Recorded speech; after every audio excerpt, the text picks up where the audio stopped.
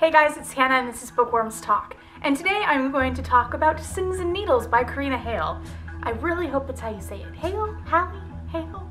Halle? I say Halle. I listened to this on audible.com and oh my god, I did not even realize how quickly I finished the book until it said the end and I'm like, wait, what? That's end? What? I was just so absorbed into the story. I mean, I listened to it while I was in the shower. I listened to it while I was driving to school, walking to class. I could not get my mind out of that book and I wanted to read it all the time. And so, I love books that you're thinking about it all the time, even when you're not reading it and you're thinking, well, what about this? But what about this? And that is what this book did for me. So first I'm going to jump into the non-spoiler section and give a little quick synopsis of the book without giving any big points away. So Aleatha is our protagonist and she's so funny. Everyone in this book is so funny. I guess that's another thing that I should just say before I really start the summary, even though I just said I would. This book was laugh my ass off funny. Like, I had coughing fits a couple times because I laughed just too hard and then I couldn't breathe. So really, it was one of those what is air moments. So Ellie's parents are grifters. And throughout her childhood, she was kind of the pawn in her parents' latest upcoming scam. And there was one that was the last one that was really bad and that we get to hear about and hinted at throughout the story, which was a little bit of extra mystery to this, which I liked. So what Ellie does now is she cons people. She goes under different identities so that she is not compromised. And she goes from town to town with different aliases and changes her appearance and everything. Then her latest one has been burned. Her boyfriend or ex-boyfriend of that alias, he's someone you really don't want to piss off. And she stole his car and left and pissed him off. So she's running from him, and the only place that she can go with, not really an alias because it is actually herself, Ellie Watt, instead of Eden Waters, was it? Eden something. So she goes back to her hometown where she has not been since high school. High school was not a good experience for her at all.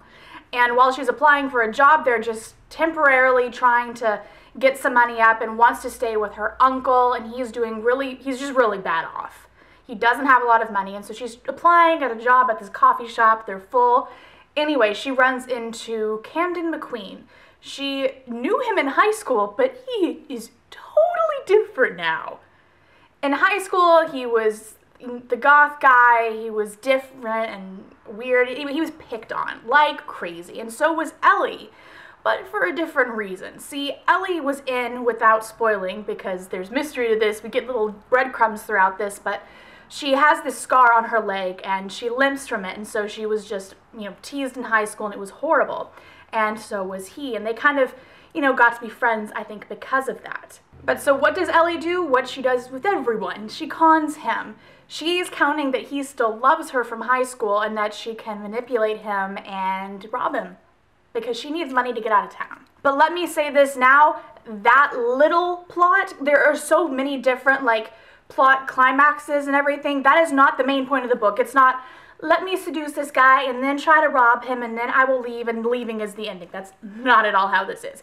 That happens easily the first quarter of the book. So that is not the main point to this, but I don't want to give you a bunch of the other points to it, but let me just say there is a lot more going on. And that Javier guy, bad news. Camden has a bunch of shit going on, as does Ellie. I mean, she's running from Javier. We don't even begin to understand until it happens, the different things that have weaved together and just, they both have some shit coming for them, and it is action-packed, and I loved this. I think that was one of my best summaries I've given, actually. I'm normally like, I don't know, the book was so good, I don't know how to words, but that was actually pretty good. Good job, Hannah. But now I'm going to jump into the spoiler section after that very long non-spoiler section. And so yeah, if you guys have not read this, you should come back when you have read it and talk about all the spoilies and stuff with me. So I'll see you guys later. Bye. I guess a couple disclaimers first. One, traffic. I'm sorry. See? Traffic. So sorry for that noise. Second, lipstick will probably get on my teeth this video. It'll happen. I really wish that I had this in physical copy, and I'm pretty sure I'm just gonna buy it. It's like $3 on Amazon, like the Kindle version. I'm gonna buy it because there are so many things that I wish I could just have highlighted, but because I listened to it on Audible, I'm like, oh, I have to remember that because I didn't want to pause the story and rewind it, and oh my god, I wish I could quote for you just how beautifully descripted. I am just humbling. And I think this oh my God, Karina, she can describe things like I've never heard described. And just, there was one time particularly that I made note of when she was describing this glass of iced tea. I don't even remember how it went exactly, but I just remember that one thing about the iced tea. And then she said at another time that the air smelled like hot pavement or something. And I'm just like, oh, things that you would not expect to be a description of something that so just puts you in the story. It's just brilliant and poetry worthy. It is poetry worthy. So when we found out in one of the then chapters, oh, and I guess a note with those then chapters, how she said the girl, I really loved that. I caught on first chapter that it was totally her, but I liked that she said that because it really did distance herself from it, and it wasn't like awkward third person kind of thing. It was really well done, and I liked that aspect of it. But when we were in one of those then chapters, and we found out what Ellie said to Camden in the cafeteria full of people, and oh my God, what was it? Oh, your mom wants her lipstick back. I was like, oh, Ellie, no. And the thing is, I kind of hated the then Ellie. I understood her so well. High school was not that long ago for me. My high school was nowhere near that bad. Like, it was cool to have anti-bullying shirts. It's really great that times are different now, but I do realize that happens in a lot of schools. I was just very lucky.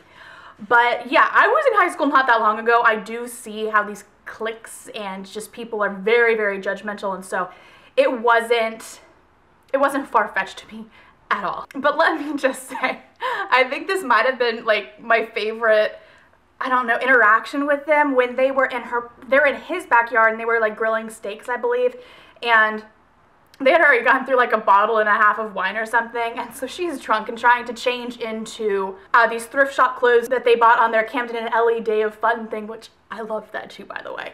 And she went over to like the side yard, I'm assuming, and tried to take off her jeans, and she still had her boots on, and so then she falls over, and so she falls and is trying to take her boots off, and he hears her fall, goes over to her, and he tries to help her, and because she has her scar on her leg, she's really conscious about that, and she doesn't want him to see it, and I get that, but that doesn't really take away from the funny for me. So what happens is he tries to help her stand, and she's like, I'm in my underwear.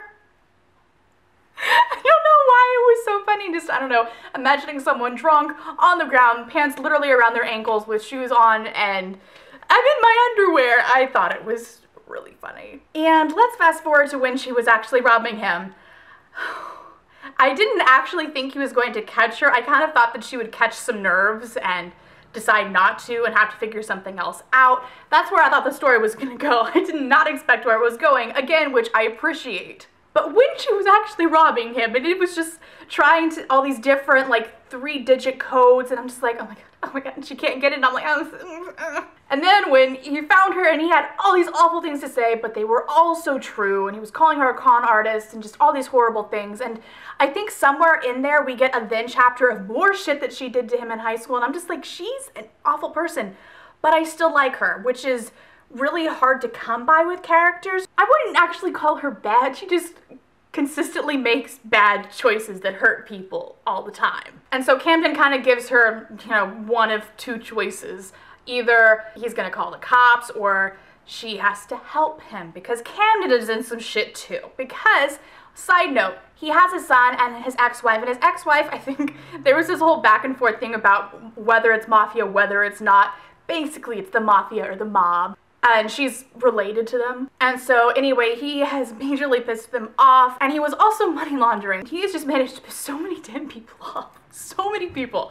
And so in 6 days, he has to basically get new identity and get out of there. And he also has to clean the money that he was laundering, that is. Trauma, trauma, trauma, okay? And they really have a weird relationship, a very tense kind of relationship. During that 6-day period when she's trying to gather this information and like finding her contacts and getting things organized and whatnot. And then Javier shows up and she doesn't know that Ellie is there, and Camden is like, who you talk about? Ellie who? Oh yeah, high school Ellie. No, I haven't seen her. Anyway, then they run, and then there's one point when he talked about her scars, and he said this really beautiful line. Oh, I really wish I had it on my copy so I could see it. but it was something about her scars being like art, and that she didn't see that, but he did, and oh, it was just so beautiful. And then when he tattooed her, something I didn't really see coming. I mean, it makes sense now that the needles were brought, so I got it. But I actually really did like that. When her Uncle Jim calls her and says that he needs her help, I was right along with Ellie. I didn't think he was up to anything. I thought maybe he was being forced to call her. I thought that was a possibility. I didn't think that he would be the one to basically turn her over for $50,000. Just as long as, you know, he got the promise that she wouldn't get hurt. And so they get to the hotel he's staying at, and I mean, yeah, Jim feels bad about it, but does that make it okay? I don't think so. Oh my fuck. When people said, oh, you're in for it, that end, towards the end, you were just, no. I understand. I understand. So Javier has this little spiel about how he once loved Eden/Ellie, and that he promised at one point that anyone that hurts her, he would kill them. And he went on to say how he was basically being a bad uncle. Again, which is true, but it's just so fucked up coming from him. How he's like, you're just turning her in for $50,000. That's not good. You're her family. And then he shoots him. And I was just like, oh shit. And then I was convinced that their cover would have been blown because they were under a bed. But they aren't.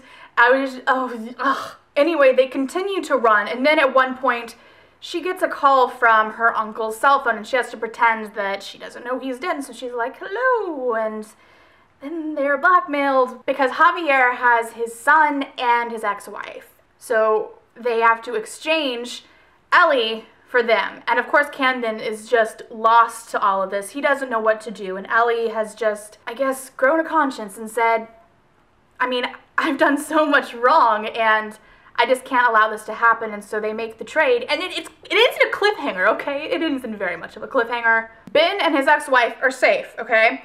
But Ellie is with them, and I don't think, actually I'm pretty sure that Camden didn't think that they were legitimately going to do that. I guess he thought he was gonna do some, I don't know, 007 shit or something, but she goes with him, and he is kind of off by that. And I don't, oh my god, just that ending though, and I need the rest of the series. It went by so fast for me. I really, really loved the pacing of the book, and I never felt like there was like a really slow point, even in the beginning, which I kind of heard some people thought was not as fast-paced, and yeah, that's true because there's not so much action, but I never lost interest for a second, and I just loved it. I want to know what you guys thought of it and your favorite quotes. Oh my god, please tell me the quotes, because I don't have the copy, and I'm gonna just buy it. I'm gonna buy it. But yeah, tell me all of your favorite quotes and your favorite parts of this, and where you think the rest of the series is gonna go if you haven't read it. If you have, please no spoilers, because I plan on reading that stuff real fast. So I will see you guys later next time on Bookworms Talk. Bye!